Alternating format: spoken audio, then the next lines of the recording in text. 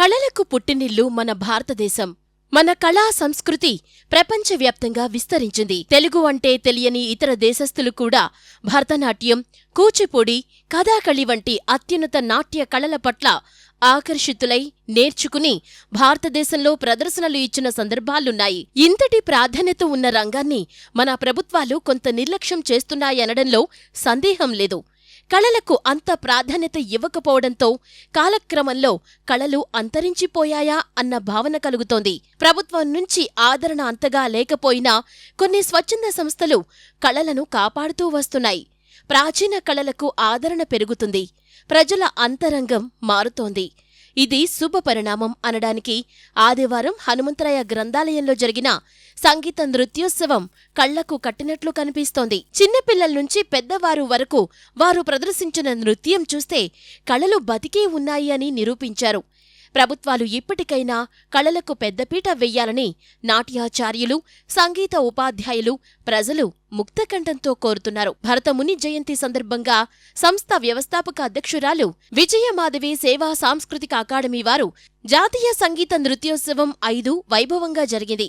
ఆదివారం ఉదయం నుంచి హనుమంతరాయ గ్రంథాలయం కళావేదికపై జరిగిన ఈ మహోత్సవంలో 3 రాష్ట్రాల నుంచి దాదాపు 200 మంది నృత్యాభ్యాసకులు, వర్ధమాన నృత్య కళాకారులు అత్యంత ఉత్సాహంగా పోటీలో పాల్గొన్నారు. విజయశ్రీ సాంస్కృతిక సేవా సంస్థ అధ్యక్షులు బండారు నరసింహారావు మాట్లాడుతూ, ప్రపంచీకరణ నేపథ్యంలో నేటి తరం ప్రాచీన కళల పట్ల దృష్టి సారించట్లేదని, ప్రస్తుతం ప్రాచీన కాలంలో వెలుగొందిన భరతనాట్య, కూచిపూడి, కథాకళి వంటి కళలు ఇటువంటి సంస్థల ప్రోత్సాహంతో పునర్వైభవాన్ని పొందుతాయని అంటూ సంస్థ ప్రతినిధి విజయ మాధవిని కొనియాడుతూ మాట్లాడారు.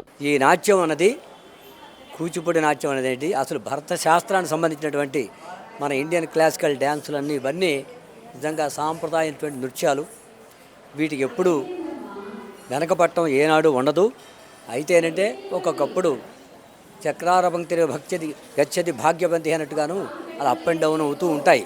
ఉన్నప్పటికీ ఎప్పుడూ ఇది కాదు. ఎందుకంటే ఇది భగవత్కళ కాబట్టి ఈ నాట్యం అనేది భగవంతుడి యొక్క కీర్తనల్ని కీర్తిస్తూ ఆ భగవంతుడి యొక్క ఆశీస్సులు పొందేటువంటి చక్కటి దేవతలకు సంబంధించిన నృత్యము. ఆ నృత్యాన్ని మరి అంటే ఒకట్లే ఇప్పుడు వెస్టర్న్ అవన్నీ చాలా ఉండటం వల్ల వెనకబడింది అనుకుంటున్నారు. ఏమి వెనకబడలేదు, దేనికి దానికే. అయితే ఆ వెస్టర్న్ వాటికి కూడా నిజంగా మాత్రకే ఈ యొక్క కూచిపూడి నాట్యాన్ని నిజంగా చెప్పాలండి. ఈ నాట్యం వచ్చిన వాళ్ళు ఏ నాట్యమైనా చేయొచ్చు. కానీ అశ్లీలా లేకుండా చక్కగా భరత మహాముని ఏ విధంగా చెప్పారో ఆ విధంగా పాటిస్తూ ఆ నటరాజుల యొక్క ఆశీస్సులు పొందాలి. ఎందుకంటే ఈ నాట్యాన్ని సృష్టించిన వారు ఎవరు? మన బ్రహ్మదేవుల వారు. ఆ బ్రహ్మదేవుల వారు ప్రజలందరికీ సన్మార్గం గావించాలనే ఉద్దేశంతో, అందరినీ చక్కగా మంచి స్థాయిలో ఉండాలనే ఉద్దేశంతో ఆట అందరికీ వేదం అందుబాటులో ఉండే రీతిగా ఆడుతూ పాడుతూ ఉన్నట్లుగా ఉండేటువంటి దాని ద్వారా ప్రజలు సన్మార్గం గావింపజేయటం కోసమనే ఈ వేదాన్ని సృష్టించడం జరిగింది. ముఖ్య అతిథిగా మాజీ మంత్రి వర్యులు వెల్లంపల్లి శ్రీనివాసరావు మాట్లాడుతూ, సాంస్కృతిక వికాసానికి కార్యక్రమాల వేదికలు ఎంతగానో దోహదపడతాయని విజేతలకు సర్టిఫికెట్లు పంపిణీ చేశారు. విజయమాధవి మాట్లాడుతూ, కొందరు నాట్యాభ్యాసకులు గజ్జె పూజ చేయించుకుని ప్రదర్శన ఇవ్వటం ఎంతో సంతోషమన్నారు. టీవీలో వచ్చినాక చాలామంది పాడైపోయారండి. టీవీలే పాడు చేస్తున్నాయి మనుషుల్ని. కానీ మనుషులందరూ బాగానే ఉన్నారు. మనుషులు ఇప్పుడు ప్రతి పేరెంట్, ప్రతి తల్లిదండ్రులు మా పిల్లలు చాలా సక్రమైన మార్గంలో నడవాలని అందరికీ డాన్స్ నేర్పిస్తున్నారు. ఇప్పుడు చక్కగా కూచిపూడి, భరతనాట్యం చక్కగా నేర్పిస్తున్నారు. ఇప్పుడిప్పుడు అందరు తెలుసుకుంటున్నారు. చక్కగా అందరూ కూడా దీనికి ఎక్కువ ప్రిఫరెన్స్ ఇస్తున్నారు. ఆ టీవీ షోలు అవన్నీ పక్కన, ఓకేనా? దీనికి నేను చాలా కృషి చేస్తున్నాను. నాకు తోడుగా ఉన్నటువంటి రాధేశ్యామ్ సార్, ఇటువంటి పెద్దవాళ్ళు, నరసింహరావు గారు, విజయవాడలో నేను ఫస్ట్ టైం చేయడం, దీనికి ఫుల్గా సపోర్ట్ చేసినటువంటి నరసింహ గారు, సాంబశివ సార్ ఉన్నారు, ఆయన వీళ్ళందరూ నాకు చాలా సపోర్ట్ చేశారు. నేను పిలవంగానే నా అదృష్టము. సార్ అసలు ఖాళీ ఉండరు, నా గురించి సండే ఖాళీ ఉన్నారు, పిలవంగానే వచ్చారు. థ్యాంక్ యూ సార్, మీ అందరికీ థ్యాంక్ యూ.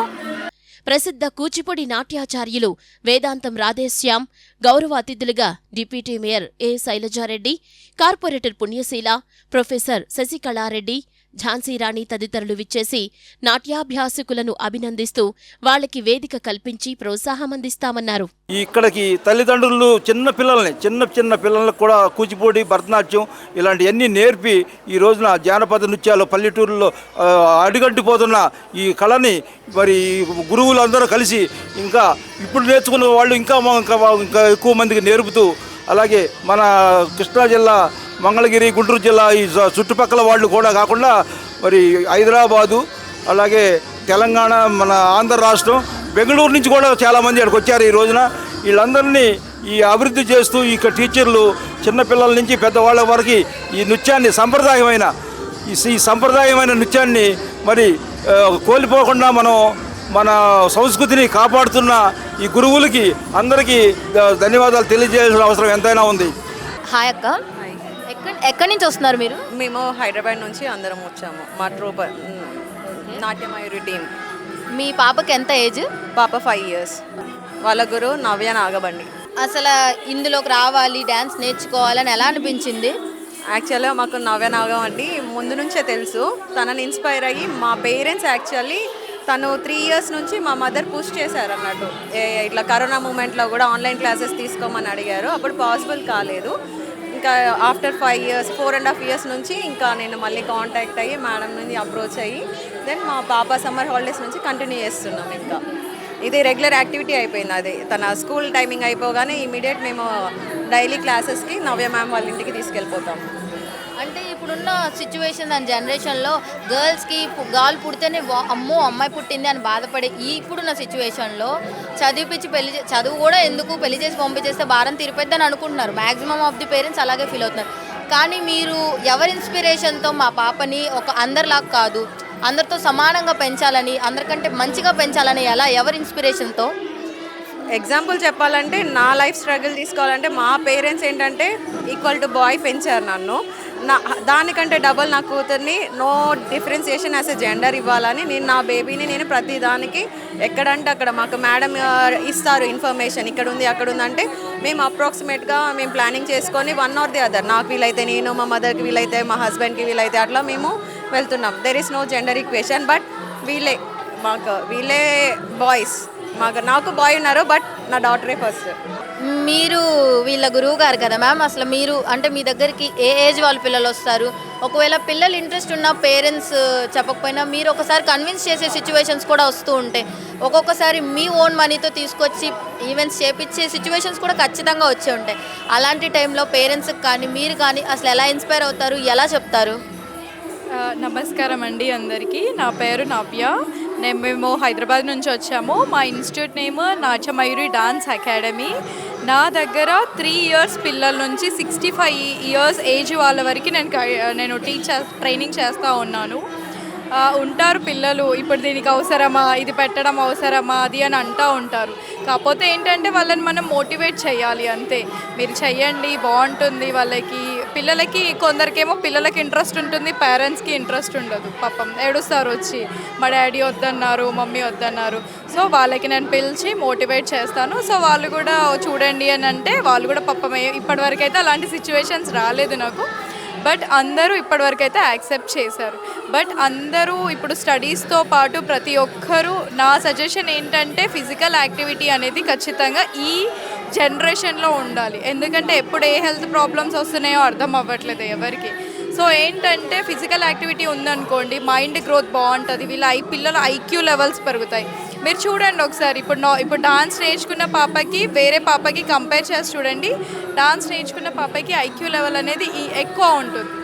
సో నాది ఎంటెక్ అయిపోయింది, నేను ఎంటెక్ డిస్టింక్షన్. ఇంకా కాకపోతే ఏంటంటే నాకు చిన్నప్పటి నుంచి మా అమ్మ నాకు డాన్స్ నేర్పడం వల్ల ఇది డాన్స్ అనేది నాకు చాలా ఇష్టం అన్నట్టు, నా గోల్ లాగా అన్నట్టు.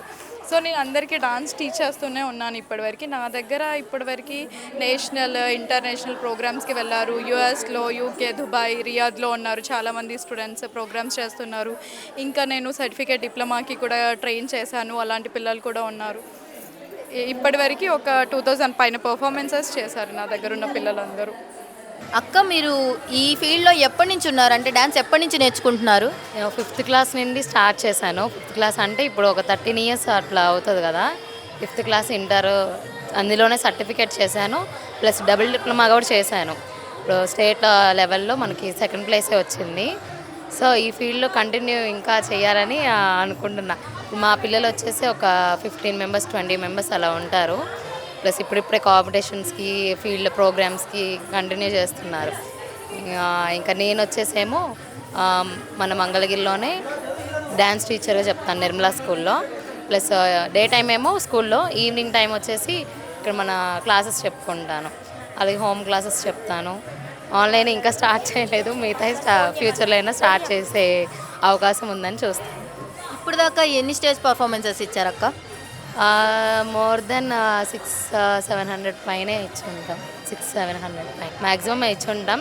ప్లస్ గిన్నిస్ వరల్డ్ రికార్డ్ కానీ దానికి కాంపిటీషన్లో కూడా కాంపిటీషన్కి పార్టిసిపేట్ చేసాం. Plus wonder, genius, diamond, Bharat అలా అన్ని బుక్ ఆఫ్ రికార్డ్స్లో కొంచెం ప్లేస్ సంపాదించుకున్నాం మనం. అది 2017-18 టైంలో మనకి భారత్ ఇక్కడే మన విజయవాడ తుమ్మలపల్లి కళాక్షేత్రంలో మనకి పార్టిసిపేషన్ అనేది దక్కింది మా సార్ గారి ద్వారా. మా సార్ పేరు సప్పా శివకుమార్ గారు, విజయవాడ చెప్తారు, విజయవాడలోనే మా సారు.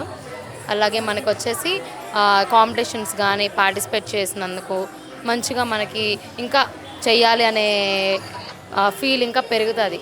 ఇప్పుడున్న స్టేజ్ పర్ఫార్మెన్స్ ద్వారా మన పిల్లలకి ఇంట్రెస్ట్ అనేది ఇంకా ఎక్కువ పెరుగుతుంది. ప్లస్ వాళ్ళకి చేయాలి అన్న తాపత్రత పెరిగిద్దని కోరుకుంటున్నాను. ఎన్నో ఉన్నాయి, అంటే వెస్ట్రన్ ఉంది, ఇంకా చాలా రకాలు ఉన్నాయి. అన్ని ఫీల్డ్స్ కాదని ఈ ఫీల్డ్లోకే రావాలనడానికి ఏదైనా పర్టికులర్ రీజన్ ఉంది. నాకు యాక్చువల్గా చిన్నప్పటి నుండి ఎల్కేజీ నుండి నాకు బాగా ఇంట్రెస్ట్ డ్యాన్స్ మీద. ఏదైనా కానీ ముందు డ్యాన్స్ స్టేజ్ పర్ఫార్మెన్స్ ఇవ్వాలి. ఇప్పుడు మా స్కూల్లో కూడా ఇప్పుడు యాన్యువల్ డే ఫంక్షన్స్ జరుగుతాయి కదా, ఆ ఫంక్షన్స్లో కూడా ప్రతి ఈవెంట్లో ఉండాలి అనే ఇంట్రెస్ట్ పెరిగిందనమాట. అలా పెరిగి అప్పుడు మా పేరెంట్స్ గ్రహించి నాకు ఇంట్రెస్ట్ డ్యాన్స్ మీద ఉంది అని అలా స్కూల్లో ఒక టైంలో ఇట్లా మన క్లాసికల్ పర్ఫార్మెన్స్ అనేది ఇచ్చారు. అప్పుడు వాళ్ళ ద్వారా కనుక్కొని ఇలా ఈ ఇన్స్టిట్యూట్లో చెప్తున్నారు అని అంటే అప్పుడు 5th క్లాస్లో నేను జాయిన్ అవ్వడం జరిగింది 2012. అప్పుడు జాయిన్ అయ్యా. ఇప్పటికి అలానే కంటిన్యూ అవుతుంది. లేదు అన్ని డ్యాన్సులు నేను వెస్టర్న్ కూడా చేస్తా. కాకపోతే ఇందులో ఇంట్రెస్ట్ ఎక్కువ. కాకపోతే ఇందులో డ్యాన్స్ కానీ ఎక్స్ప్రెషన్స్ కానీ మనం ఇచ్చే పర్ఫార్మెన్స్ని కానీ మనకి సొసైటీలో ఉండే కొంచెం ఒక చిన్న గుర్తింపు వస్తే చాలు. మనకి ఎక్కువగా రావాలని కోరుకోవట్లేదు, తక్కువ కూడా కావాలని. పర్ఫార్మెన్స్ మనం ఇచ్చేదాన్ని బట్టి మనకి రికార్డ్స్ అనేవి ఉంటాయి కదా, వాళ్ళు చెప్పే మాటలు మీరు బాగా చేశారు మేడం అని చెప్తే మనకి ఇంకా ఉత్సాహం అనేది పెరుగుతుంది. ఫ్యూచర్లో కూడా ఇలా చేయాలి, నేను ఇలా అవ్వాలి అనే ఇంట్రెస్ట్ కూడా బాగా పెరిగిద్దని పిల్లలకి చెప్తా ఉంటాం. మా స్టూడెంట్స్కి కూడా మెయిన్లీ పేరెంట్స్ ప్రోత్సాహం లేనిది మనం ఏ కాంపిటీషన్ కానీ పర్ఫార్మెన్స్ కానీ చేయలేం.